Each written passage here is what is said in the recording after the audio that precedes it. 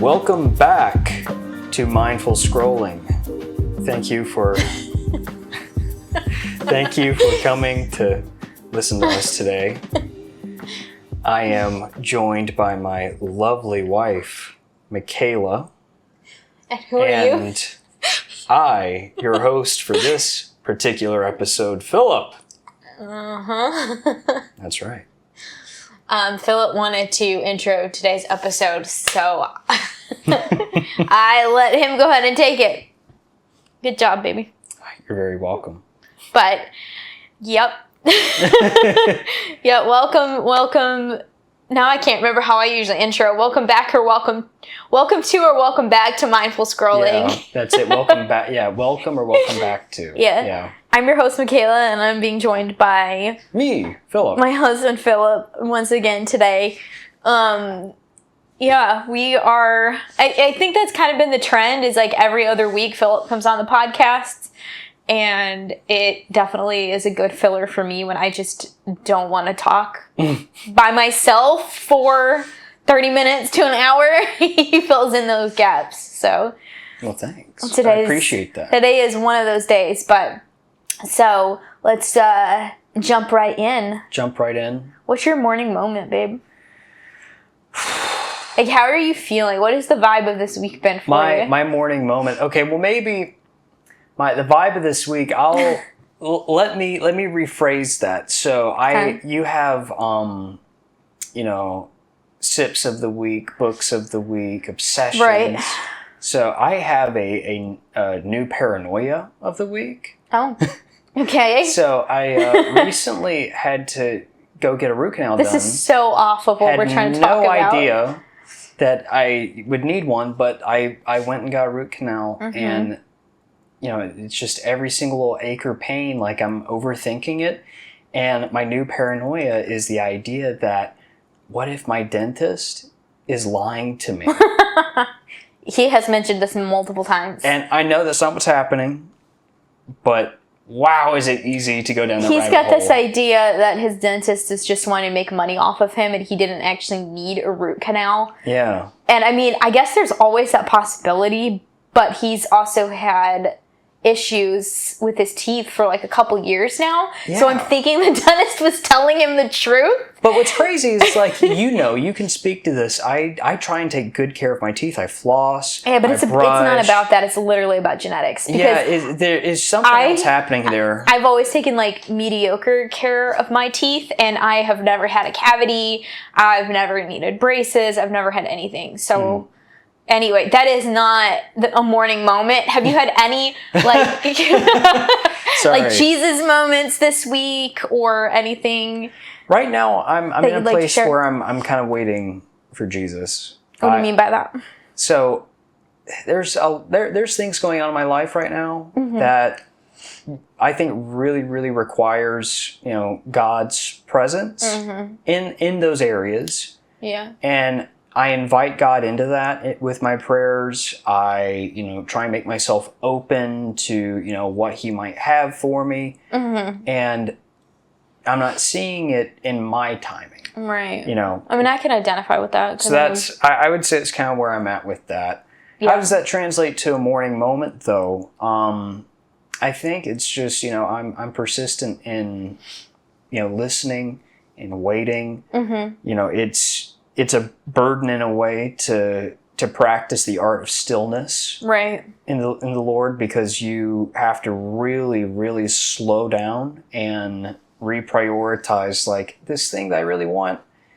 Yeah, of course I really want that, but I want what God wants for me even more. Right. So now I can identify with that, and then just to kind of fill in our listeners a little bit without getting into too much detail right now, there are some, and I think we've mentioned this a few times now, but there are some pretty big things potentially coming up in the near future.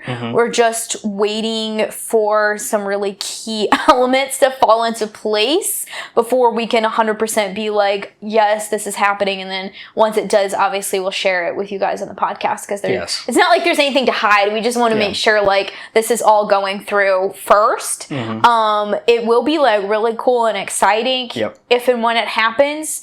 But yeah, we've definitely been in like a waiting game of just like definitely like together in having faith and believing that God is a God that keeps his promises. Mm-hmm. And we have felt through a lot of prayer that like very strongly that this is the direction God is leading us in. Mm-hmm. Yeah. Yeah. And then for me, I'm going to say a morning moment for me, like today, especially, this is kind of in the vibe of the week, but I woke up in not a great mood.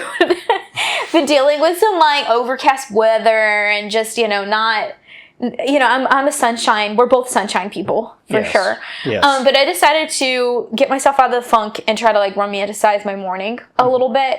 And so I got up and I did my morning devotions. I was a little bit distracted on Pinterest. So I did that first, which is not the best. I'd like to start my day off first with prayer and reading, but I did a Pilates and then I went on a walk and it was like overcast. It was kind of a vibe, kind of a mood, Mm-hmm. I was listening to a worship playlist that I really like, and I was like singing to myself mm-hmm. and just walking the dog, and it kind of flipped that bad mood over mm-hmm. and made my day a lot more positive. So I think sometimes just finding the joy in the little things, and that's kind of been the vibe of this week. So, okay, what is the obsession of the week? Ooh, I don't know. I think... What is something like you and I like collectively have been like really excited about? Lately, I think you and I have really been enjoying some of our movie picks, uh-huh. even though some of our picks aren't really that great. I think it's just like, hey, we're gonna watch like this old, like cheesy late 90s horror movie. Right. One night, and the other night we're gonna watch this silly thing. And we have been watching some good movies though too lately. Yeah. We watched American Sniper for the first time. Yeah. I don't know why it took us literally 10 years. I think that movie is 10 years old. Very, very intense. I thought about it a lot today. I remember whenever it came out, so many people, just talking about how they really, really related to Chris Kyle's story. Mm-hmm. And see, I had forgotten about it, which makes me feel bad. So I was like, I had it in the back of my head, like I remembered when that happened, but I also forgot, so I wasn't prepared mm-hmm. at all at the end, and it really made me emotional. And I honestly thought about it today and got emotional again. And I do remember when that happened. I just had completely forgotten about it. You know what I was thinking about with that movie this morning? So.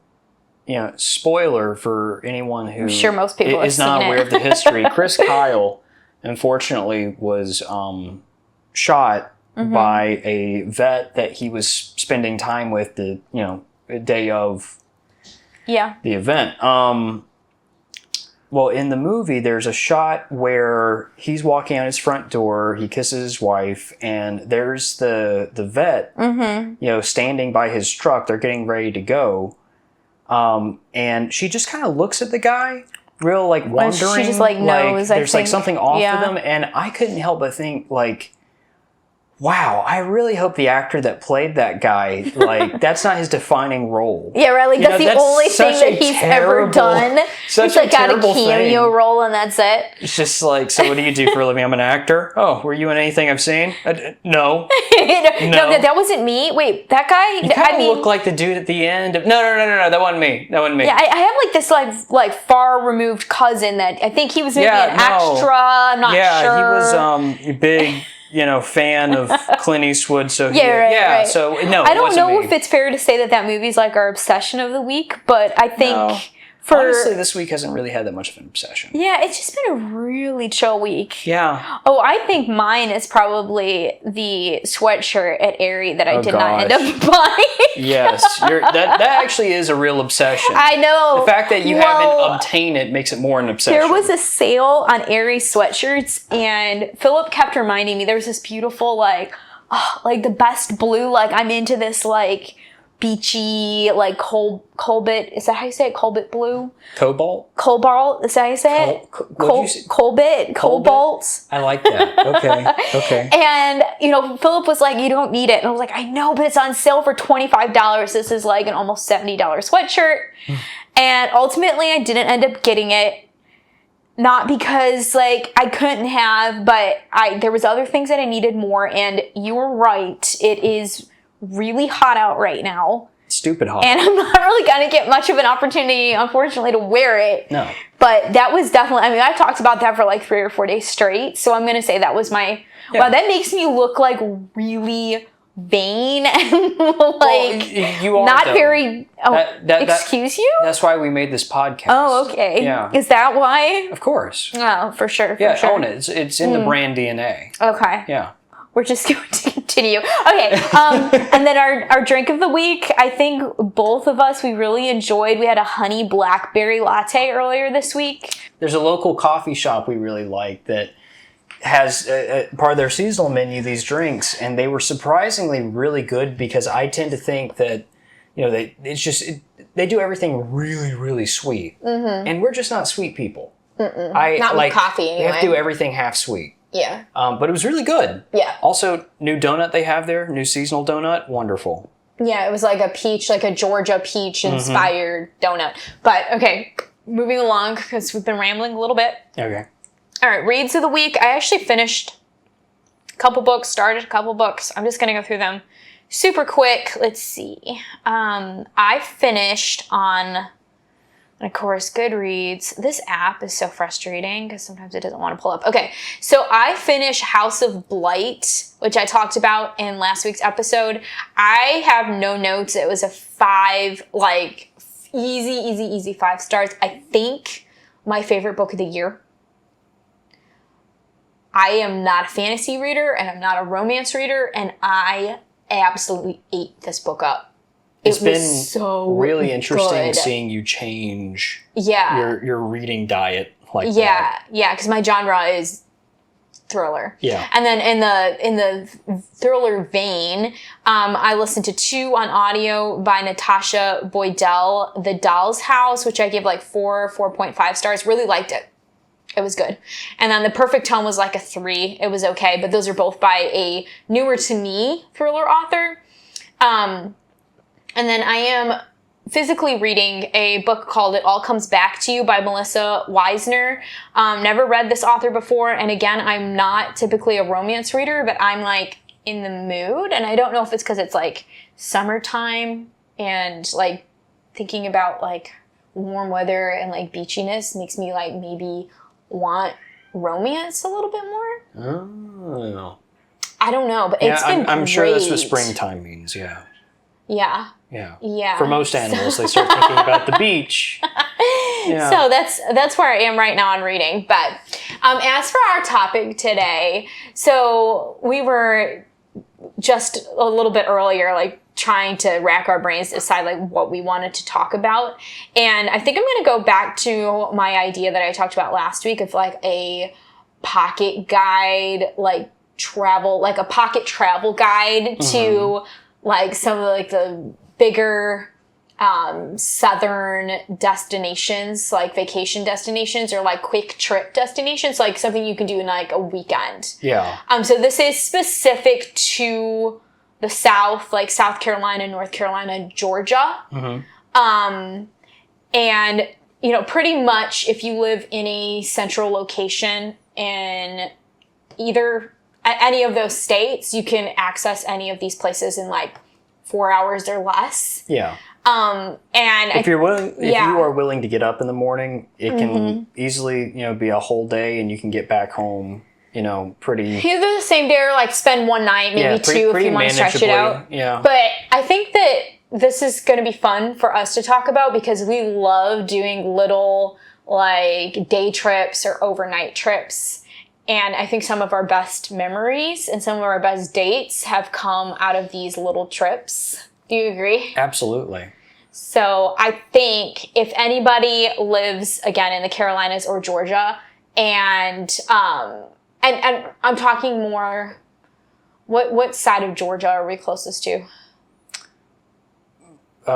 Is it like, northwest, east? Like north. North Georgia? Yeah. Well, also, Georgia's a funny shaped state because we are north, we are above their border, but they also curve up alongside the west side of South Carolina. That's how North Carolina and Georgia are so close. Right. But yeah, I would consider us the north side. Okay, so Yeah, so if you live in one of these, in the South, in one of these states, and you are just kind of curious about like fun, maybe solo trips or trips with friends, or even like a date with your spouse, your boyfriend, or whatever, then this is your little guide.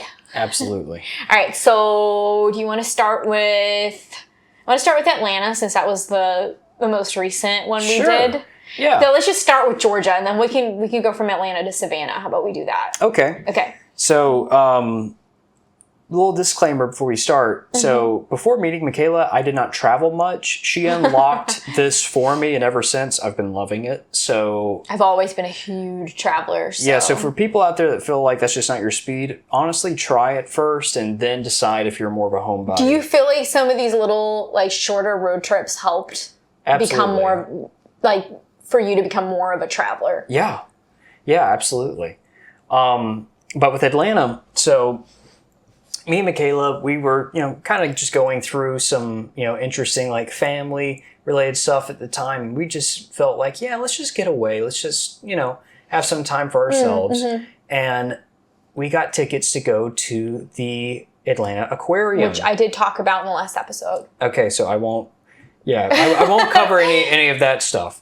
But it was so cool. I know a lot of people immediately want to think that Atlanta might be like a hotbed for, crime and other stuff. It depends on where you go. You have to know where to go. Yeah. So we primarily were in the Inman Park area. Yeah. And I think it's called the Fourth Ward. Yeah, Fourth Ward. Which doesn't that sound like a horror movie? It does. Fourth Ward. And then around the Ponce Market. Yeah. Which is in Fourth Ward. Yeah. So that little hub of museums in downtown Atlanta is so cool. Definitely like a must visit. We still have several that we need to visit. Yes. We have not been to the Coke Factory yet, but we really, really want to. Really looking forward to that. Also haven't yet been to the Botanical Gardens, but I've heard that is really cool as well. And then I also want to go to the Atlanta Zoo because I heard that they have panda bears there.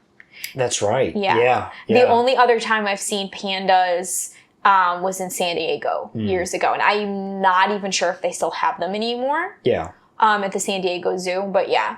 So definitely that kind of little area near like the Olympic, I think it's called the Olympic Centennial Park. Which, by the way, that is also a must-see. I kind of was like, whatever, it's just like a little city park. It's probably not that cool or anything. It is actually like a really beautiful little park. And it's not even, I say little, but it's actually really big. It's big. Just when you think that you've hit the edge of it, it just keeps going. Right. It's so cool. And it's just like, there's a Japanese garden, there's playgrounds, there's these huge, like well-trimmed, like grass lawns where people have picnics and, just play sports and stuff. There's a little kind of like a water park feature. Yeah. And the artwork there, the statues are really well maintained and pretty. There's no trash, surprisingly. Yeah, it's actually pretty nice. Yeah. It's actually pretty nice. We are probably not as well versed in Atlanta yet as some of these other places we're going to talk to. It is more of a newer destination to us because like before I had only known Atlanta as like literally the airport because like that is the layover point for so many places is the Atlanta airport, and that's one of the busiest, craziest, most awful airports in the world, in my opinion. But, but yeah, I would say for us at least, if you're planning on going to Atlanta, like definitely go to the aquarium. I unfortunately don't have too many like restaurant recommendations yet. We went to a place called Ted's Montana Grill, which was pretty good. Very good. They had good burgers, reasonably priced. Close to that downtown area. So if you're going to the aquarium or one of the museums, you can get there easily. However, parking was a little bit hard to find. Yeah, parking was hard to find. Another thing about that restaurant too, if you are going there from like a tourist point of view, it's definitely a must. Ted Turner, that's where the Ted's part of, the Ted Montana's Grill comes from. So if you want the full experience of actually being on Ted Turner Street, you have to go to Ted's. Explain, I had no idea who Ted Turner was, which is so embarrassing. So tell people who that is in case they don't know. Ted's the GOAT. Ted Turner Classics. I mean, guy practically built what is the, known television sphere back in the day. And obviously I know Turner Classics, but I had no idea that was him. Yeah, I mean, pretty much all the major networks to some capacity. I mean, he was seeded with a lot of that stuff. So I can't help but, whenever I think of Ted Turner, he is like the monopoly man, old school monopoly man of TV stuff. So. Yeah, it was a very cool restaurant. I think it's one of several locations, but that's the one like in Atlanta. And then Ponce City Market, like you said. Yes. And the Krog. I can never say it. The Krog Market. Putting an in there. So pretty much that whole area, it's called the Atlanta Beltline, and you can hop on it and you can walk for miles, and it all connects you to these like great shopping centers and like old mill buildings that they've transformed into. And it's still developing too. Into like restaurant, like an area for like restaurants and food stalls and different. It's really, really. And people are surprisingly really nice. Yeah. I mean, there were definitely your outliers. Like, I almost got ran over by a kid with a scooter. Right. That does happen, yeah. But besides that, I mean, everybody's really nice. I totally recommend the Ponce City Market and Krog District on the Beltline. So cool. Very cool. Okay, so staying in Georgia, we'll hop over to Savannah. So good. Oh my gosh. So okay, good. So Philip and I have had a debate back and forth for a while now whether we like Savannah or Charleston better. And honestly, I do think there's similarities. I go back and forth. But they're also so different that it's like, if you've gone to one, you have to go to the other because, yes, it has like the historical, like colonial cobblestone road vibe in both places, but they're so different. They're very different, and it's one of those kind of things that once you're there, you're like, oh, I love Savannah more. But then you go to the other one, it's like, oh, I love Charleston more. It's so true. So I think one of the key differences, a similarity and a difference. So both are coastal towns. Yes. But Savannah is on the Savannah River, which, interestingly enough, the Savannah River is huge. We live on near the Savannah River. Yes. We live on the not so nice side of the Savannah River. Unfortunately. But if you keep going, it'll go like literally through downtown Savannah. And it's really cool because there's like this really interesting like river culture there. Like the restaurants will serve like local like crayfish and shrimp and stuff that they're pulling out of the river, which I really, really love. Yeah.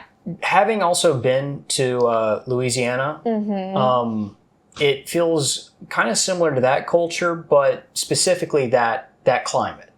It's that same kind of energy minus kind of like the Bourbon Street. Craziness. In some ways. Yeah. In some ways, yes. Yeah. But really, really great. I love Savannah. There was, in the historic district, there was a little coffee shop. Do you remember what it was called? Which one? Because we went to a few. We did. That's right. Oh. We went to Savannah for the first time for our 1-year wedding anniversary. Yes. We'll go back to coffee shops in a minute. Okay. But there's definitely, so Savannah, I guess, is kind of known as a party town, which is funny to me because it was a lot of retirees that we saw. Yeah. So I guess it's like the 60 and up crowd like to hang out down there. I feel like the party town aspect is like just one half of the pizza, Yeah. Like I feel like most people that were there are there like to just like retire. They're living their best life. They're not taking things too seriously. And then, you got your rowdy people touring, coming in. So you got kind of like your main, like, again, shopping, restaurants, like touristy stuff to do, which is a lot of fun. Like we spent several hours just walking around, going into shops, doing things like that, like on the river. But what we discovered a little bit later, because we had been to some of the historic squares, but we didn't realize how many public squares there are in Savannah. And what's really, really cool, they're almost like their own little community. So if you start going and like walking around the squares, you can go from one to the other, to the other, it feels to the endless. other, to the other. And like each square has some type of statue in the middle and then some type of old, like, beautiful church on the corner. Yes. Yeah. And we actually went on a ghost tour. What was the name? Let me Google that real quick. What was the name of that tour that we did? That's a great question. It was in a home. I remember the story that led to it being a ghost story.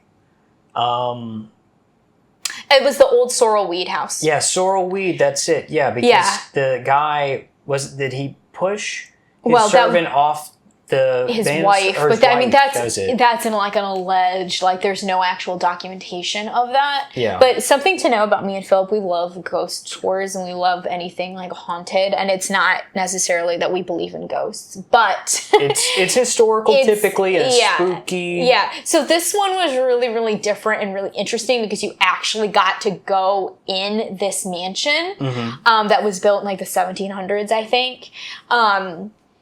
There was like one portion of it where they actually turned all the lights off and you got to kind of like wander around like all these beautiful ornate rooms. It was so like creepy, and for somebody like me, like I like to immerse myself into things, so I felt like I had gone back in time, you know?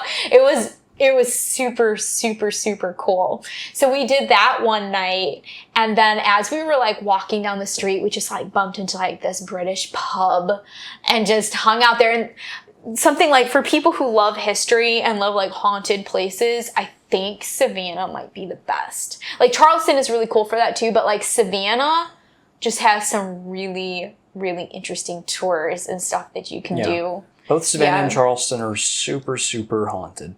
Yes. But Savannah, there's something about, I don't know, again, it goes back to like, oh, well, you fall in love with Savannah when you're there. Right. It's kind of the same thing with the ghost stories. They're just a unique flavor that when you're there, also, it's just like, oh, this is so cool. Savannah, I think to me feels very colonial. Yeah. In almost, I think, more so than Charleston in some ways. Also, the historic district, I feel like, is less commercial even than Charleston. So since we've brought up Charleston a million times, I would also talk about like Augusta, Georgia, but there's nothing to talk about, so we're going to go ahead and skip that one. Yeah, that's fair. That's fair. That is very, very fair. So let's go ahead then and go down to South Carolina, and we'll kind of like work up from the Low Country. And then we can skip over the Midlands because there's nothing to do in the Midlands, and then go upstate. So Beaufort? Sure. Well, no, we've been talking about Charleston, so let's talk about Charleston first. Okay. So Charleston. We love Charleston. Charleston is so gorgeous. There was actually a point in time you and I were talking about moving to North Charleston. So North Charleston, a lot of times when people think of Charleston, I think you think of like King Street, which is the very famous like shopping district where you can find like a lot of designer brands and like the big indoor market and things like that. All of that is fine. There's nothing wrong with it, but we definitely prefer some of the outlying areas that are a little bit more laid back, a little bit more historical. Yeah. You see the horse-drawn carriages. Oh, can I bring something up real quick? Yeah, go ahead. You and I love like French Quarter, like just that old like French design. The French Quarter in Charleston is spectacular. Like there's something about it that it definitely takes you to a completely different world where everything is so like textural and cool. Yes. Yeah. Yes. We also have done a pretty cool ghost tour in Charleston. That was my favorite. You want to talk about it a little bit? Oh my gosh, yeah.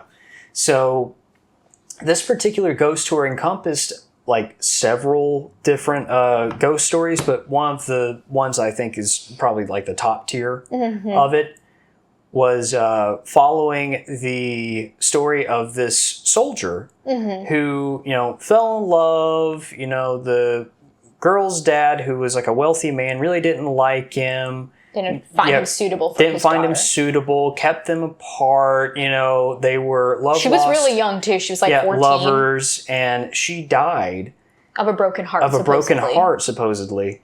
And her father hid her grave. And that's the thing, is that we know where the graveyard's at. Right. But we don't know which grave is hers. And mind you, just to interject really quick, we're on a tour, right, in this like 17th century graveyard at night in October. It was so spooky. Listening to this story, and it was, oh my gosh. Yeah, it was actually a little bit cold out too, so yeah, it was perfect. Chilly, yeah. So, but the real hook to it is that we're then told the name of the soldier.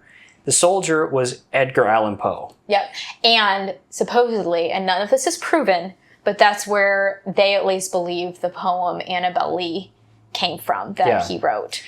Oh my gosh. Like, and also like, how romantic is that? Oh, it gives me chills. Also our tour guide, fantastic. I wish I could remember the guy's name because I would shout him out on this podcast. He was so good. Yeah. Well, and then this particular ghost tour starts at a bookshop. Like, I mean, come on. It doesn't get any more, it doesn't get more perfect than that.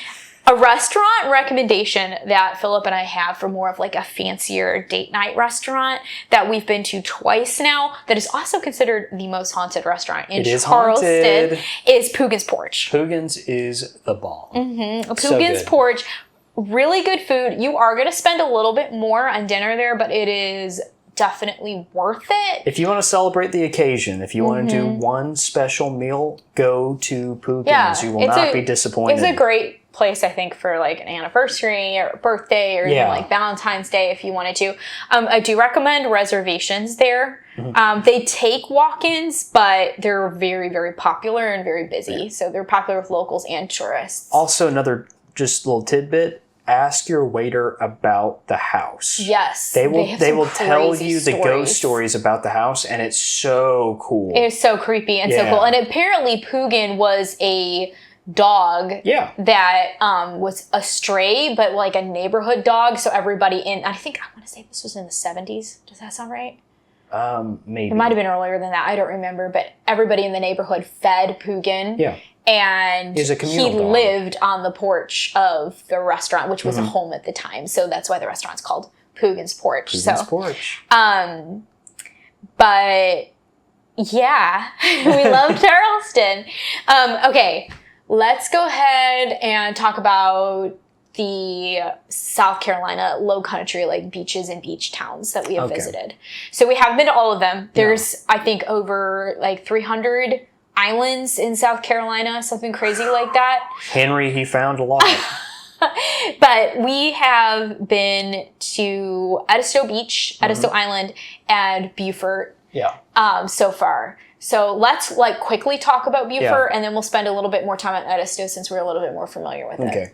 Yeah, so Beaufort, I would say like the big name that immediately comes to mind is Port Royal. Port Royal, which is a little town in Beaufort County. Yeah, like there's a lot of fiction that's based in Port Royal, and it is really small, but it is cool. Yeah, there's a lot of cool stuff there. There's also other really awesome beaches that are protected parks. You do have to pay to get into the park to access the beach. Yeah. And I don't know if there's another access point, but that's the only one that I'm aware of right now. There's Hunting's Beach. Hunting's Beach. Yeah, Hunting's Beach, I would say, is probably the one of the coolest. Bone Island also is a must. Now, we were there in March, and it was really cold, so I would like to go back in warmer weather. Yeah.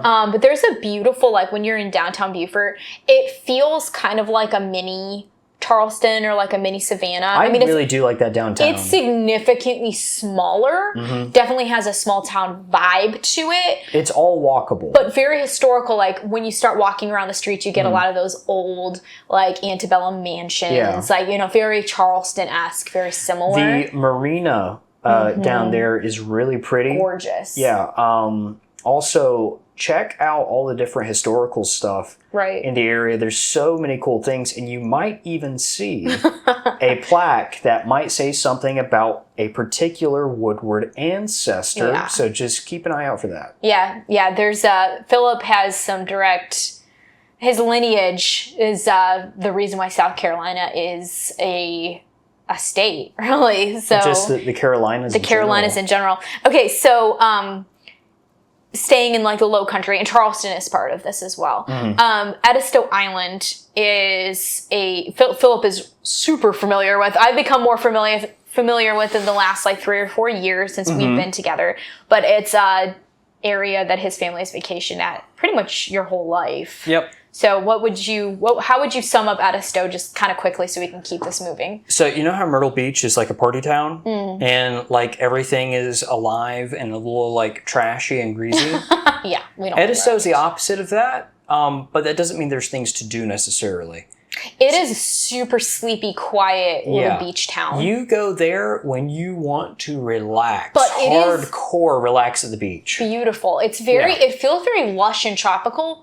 When you're walking around the neighborhoods there, you feel kind of like you're in the jungle. Yeah. But you're on the beach. There's a lot of like the Spanish moss and just a lot of green. There's a lot of plant life. There's a lot of swamp areas too. There is so much there that a lot of people don't know about. Locals there, there's one in particular, it's a family friend. He used to give boat tours.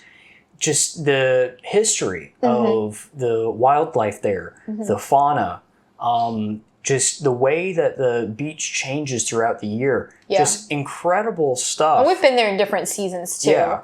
And it's beautiful too because sunsets there are incredible. There's a place called The Sound. Yeah. Where it's breathtaking. Well, there's like little rock pools there, and you can find starfish and sea urchins, and something that's I think really like significant about Edisto is you can find whole conch shells like.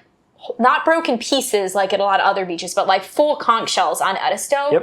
There's certain areas that are like protected wildlife areas that you're not allowed to collect the shells. Botany Bay, which we'll talk about in a second. But if you're on like the main island, if you find a conch shell, like you can keep it, which is really, really cool. But I do think like obviously the coolest area in Edisto is Botany Bay. Yeah, Botany Bay. And that is a protected wildlife refuge. It's a 1 mile walk, give or take. On an old plantation, which is really cool. Yeah, through an old plantation. And the beach there, I mean, it's full of old driftwood. Yeah, it's stunning. You feel like you're in a movie set. It is stunning. And white sand. Massive trees with their root systems still pretty intact. Shells everywhere. It's so tempting to steal, but you'll get fined. And they're just bleached by the sun and the salt. And it's like this jungle gym full of shells. It's gorgeous. And you'll find these pools with like little, things living in them. And it's so cool. Yeah. So cool. A quick story. When Philip and I first met, he went on a family vacation to Edisto. And I was like, we were brand new, so I obviously didn't go. And Philip brought me back a piece of driftwood from Botany Bay, which he should not have done, but he did, and I have it to this day, and it's absolutely... Well, thank you for incriminating me. I'm actually looking at it right now. Yeah, it's really, really, really cool. It's like this really like velvety smooth piece of wood. But another thing of note on the island that's worth seeing is the Serpentarium. Really, really cool. There's like a bunch of reptiles and alligators, and they do educational programs there and stuff. Is really, really nice. One thing though, you and I, we love alligators. The alligator pen or fence, however you want to say it, it's not big enough for the adults. No. It's a real shame because they're all beautiful and they're well fed, taken care of. But when you walk over, you just see them literally laying on top of each other, What are some quick... I was also going to point out the marina in Edisto is really gorgeous as well. Oh, yeah. But what are some quick like restaurant options that we really... Sea Cow, breakfast, lunch. Yeah, Presley's on the marina, pretty good. There's Marsh Moon, the coffee shop. Marsh Moon, we love Marsh Moon. Marsh Moon is fantastic. I think they've rebranded it's the only coffee shop on the island, but I think they've rebranded in the last year, and it's actually really good. Like it is Michaela and Philip approved, and we're coffee snobs. So, and then the actual pavilion, the Edisto Pavilion, excellent burgers. Okay, have I been there? No, because they don't have anything you can eat. Okay. Gotcha. And then, why can't I think of the name of that little lunch place that we like to go?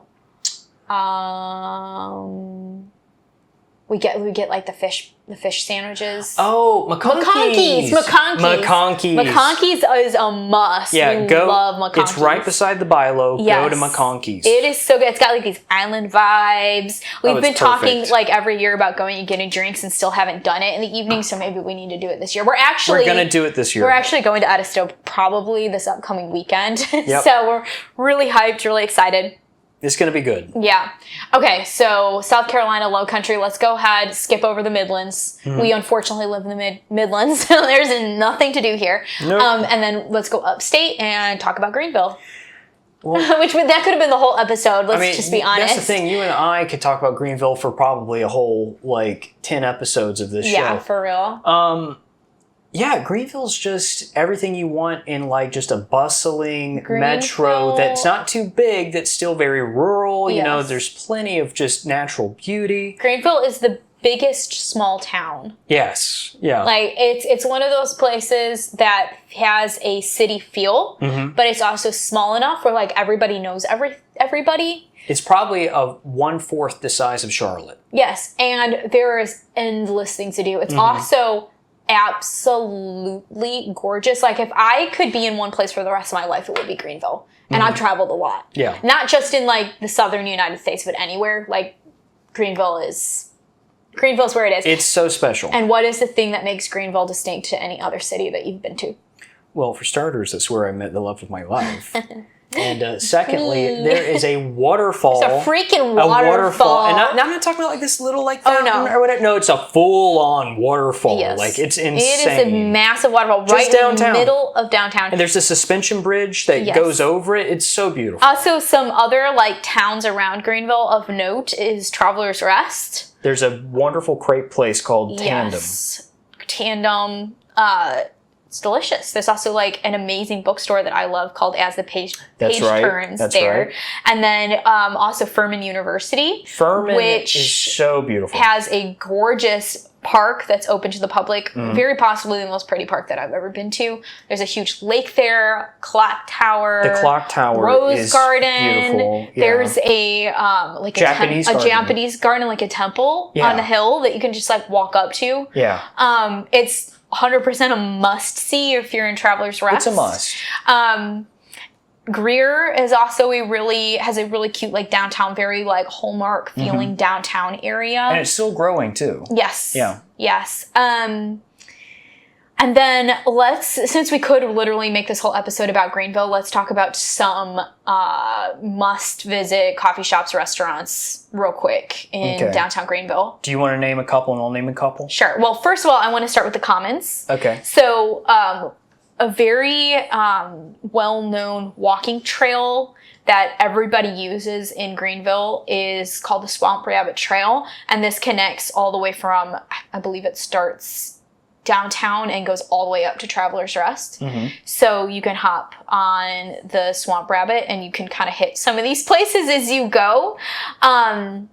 But I want to talk about the Commons first because that's actually on the Swamp Rabbit. You can access it from the Swamp Rabbit Trail from downtown.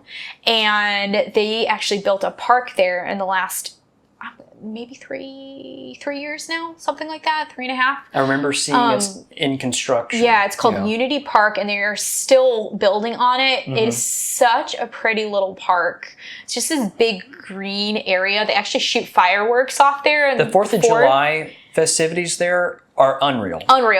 But there's a lot of cool little restaurants in the Commons.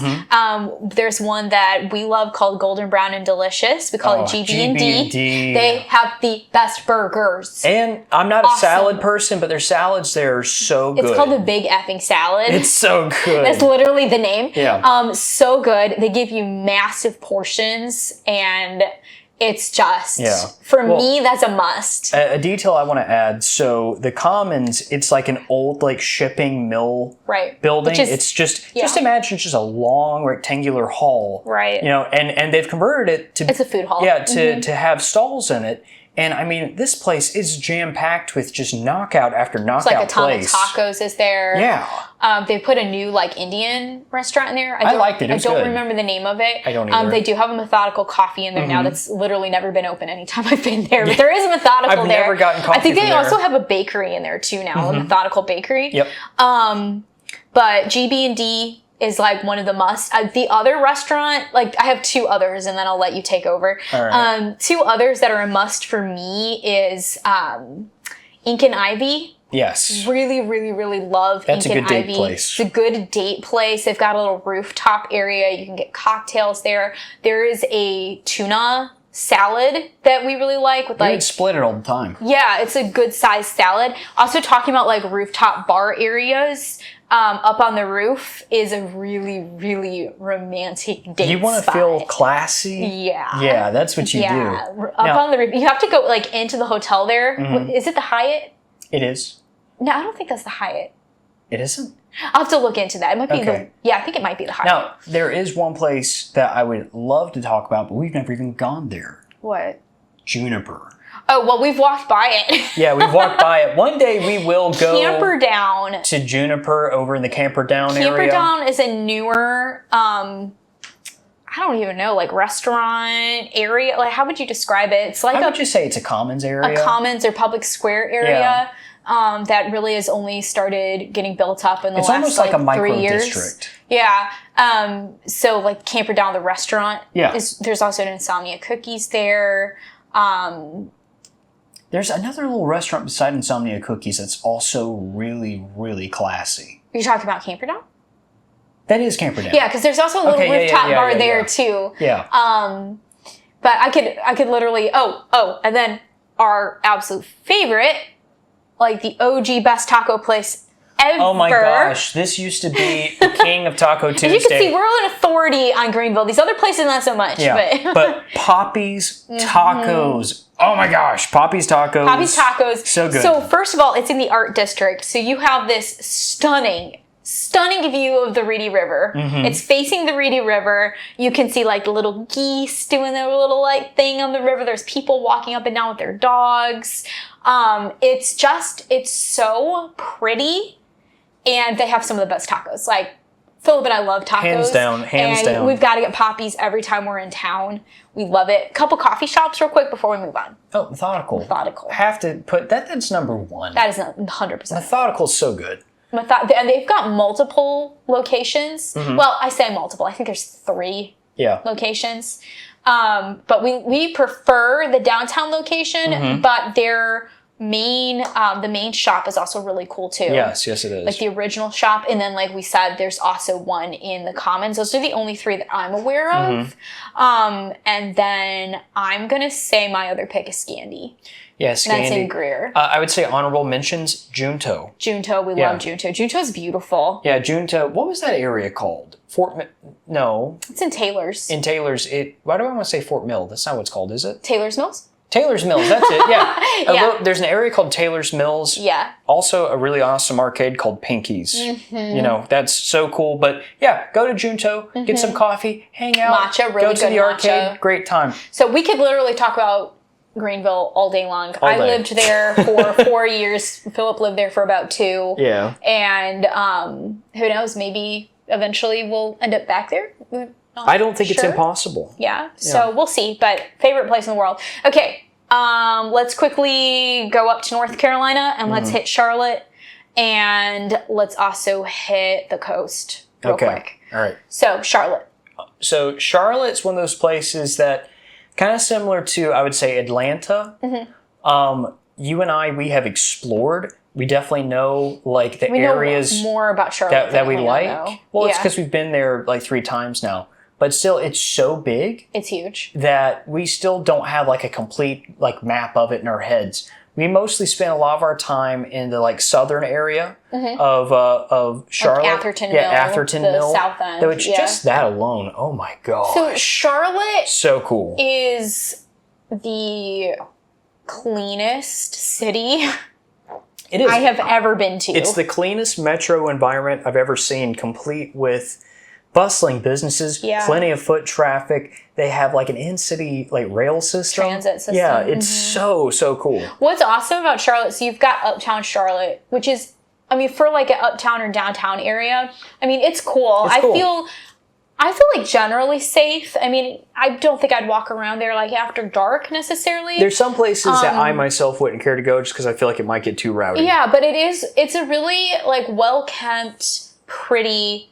like uptown, downtown area. However, we have been most impressed by the neighborhoods around Charlotte. Yes. So, like we said, Atherton Mill, South End. Elizabeth. Elizabeth was really, really pretty.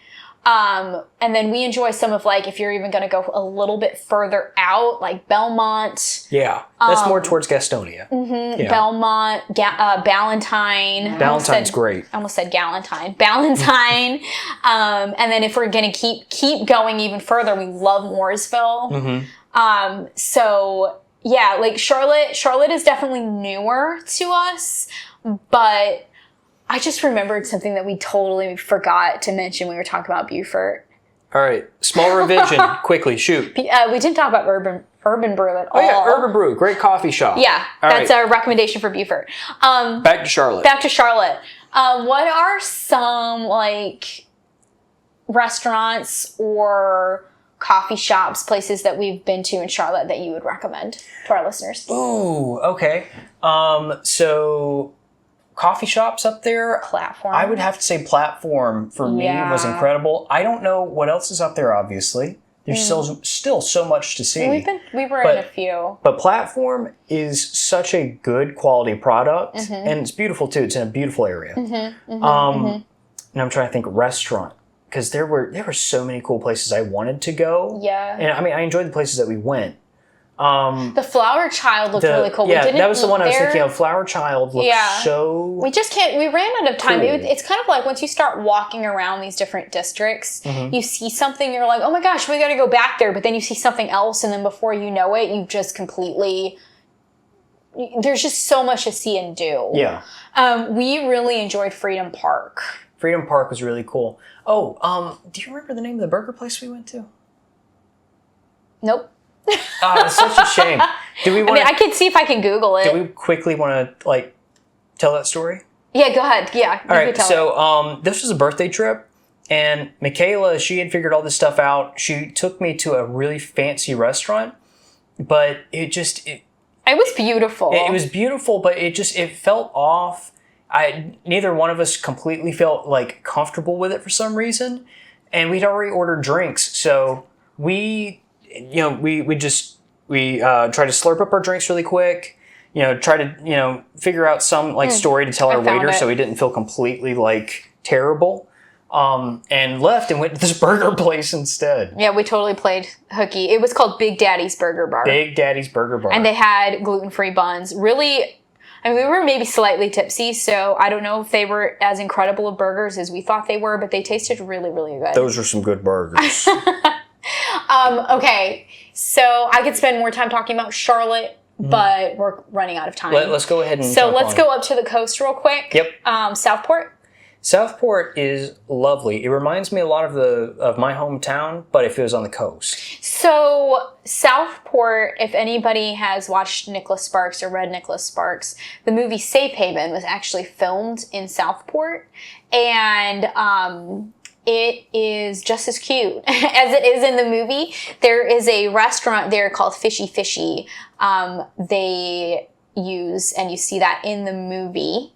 And then also the 4th of July celebration that is pretty prominent in the movie is actually a real life event that happens every year. The 4th of July celebration, we almost go there exclusively. I'm going to try to hit it up again for this the year. 4th. Lord willing. So cool.